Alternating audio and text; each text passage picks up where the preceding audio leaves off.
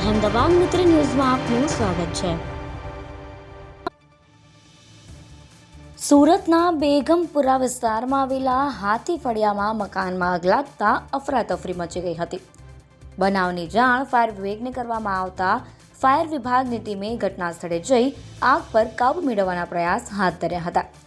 મકાનમાં આગ લાગવાની સાથે જ આજુબાજુ આવેલા અન્ય મકાનોને પણ નુકસાન થયું છે।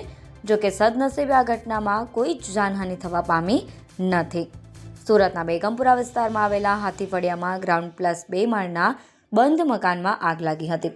શોર્ટ સર્કિટથી મકાનમાં આગ લાગી હોવાનું અને મકાનમાં આગ પ્રસરી જતા આખું મકાન આગની ઝપેટમાં આવી ગયું હોવાનું જાણવા મળી રહ્યું છે।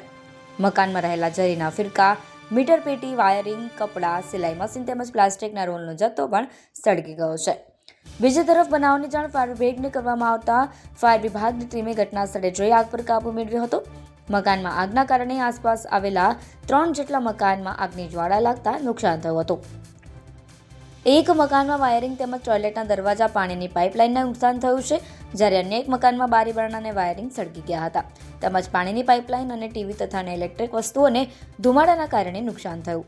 ત્રીજા મકાનમાં ડ્રેનેજ લાઇન, પાણીની પાઇપ, બારીના સ્લાઇડરને નુકસાન થયું અને સ્લેબ ફાટી ગયો।